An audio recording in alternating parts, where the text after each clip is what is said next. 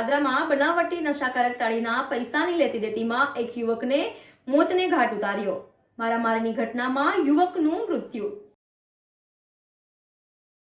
પાદરામાં બનાવટી નશાકારક તાળીનો ધંધો ચાલી રહ્યો છે. પાદરામાં બનાવટી નશાકારક તાળીના પૈસાને લેતી દેતી વખતે બોલાચાલી થઈ હતી. આ બોલાચાલી અંતે ઉગ્ર બોલાચાલીમાં પલટી હતી અને ત્યાંથી મારામારીના દ્રશ્યો સામે આવ્યા હતા.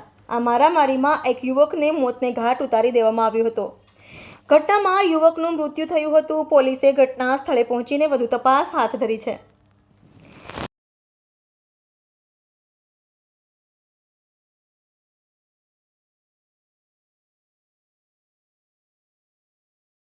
ભાઈ આજે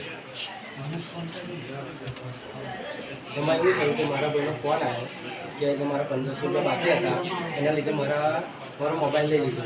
તો અમે પછી ફોનમાં એવું કીધું કે વાંધો નહીં, પણ એ ભાઈ ફોનમાં એવું બોલ્યો કે મને 2 ત્રમાજ પણ માલ લીધું છે.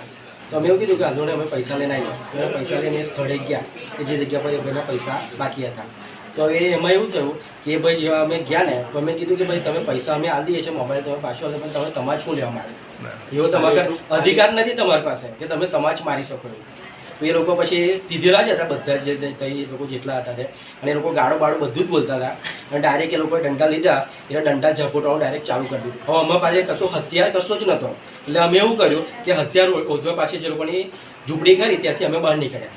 અને પછી એ ટાઈમમાં એવું થયું કે પેલા જે મારો ભાઈ ખરો ને, જેને ફોન કર્યો હતો, તો એ લોકોને આ લોકોએ પકડી લીધો હશે, કારણ કે અમે હથિયાર ઉતરવા માટે બહાર નીકળ્યા. તો કદાચ મોઢું પકડી લીધો કે ગમે તે રીતે પકડી લીધો.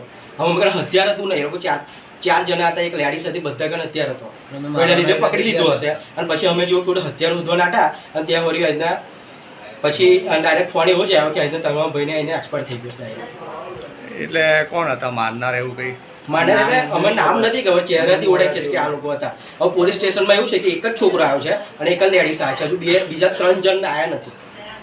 એ લોકોને શોધવાના છે, કારણ કે એ ટાઈમ પર અમે તો હતા નહીં. તો એ લોકો કદાચ ભાગી છૂટી આવે કે કઈ જાય ને એવું ખબર નથી અમને. એટલે શું ધંધો કરે તે સામે આવો? સામેવાળો તાળી વેચતો જ હશે ને, તાળીના પૈસા બાકી હતા તો. બરાબર છે. હા. અને મરનારો પણ છે? એ આ કિરીટભાઈ ખરા, એમનો મોટો ભાઈ વિકાસ ઠાકોર. ને તમને કોણ માર્યા છે? એ લોકોએ જ હુમલો કર્યો છે. ઓકે. અમે કાલે ત્યાંથી કેવું કે હથિયાર રોકવા માટે બહાર નીકળ્યા, અને એ ટાઈમ પર કેવું કે પેલા ભાઈને પકડી લીધો એ લોકોએ કે ગમે તે રીતે માલ લીધો, અને અત્યારે ભાઈ એક્સપાયર થઈ ગયો છે.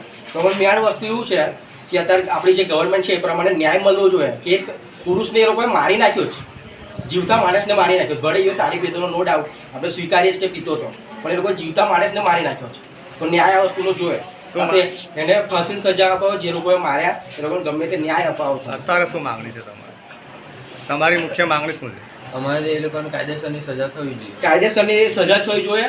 એ મતલબ કે છોકરાના જે મમ્મી પપ્પા છે, એના જે ઘરેના છે, બધા છે, એની વાઈફ છે, એનું આખી જિંદગીનું ભરણ પોષણ, અને જે એને માર્યો અને જેના લીધે મરી ગયો, એ બધાની સજા મળવી જોઈએ એને.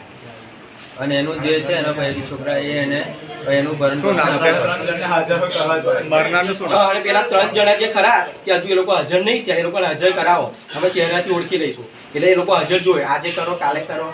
હા, okay okay. Subscribe now and press the bell icon.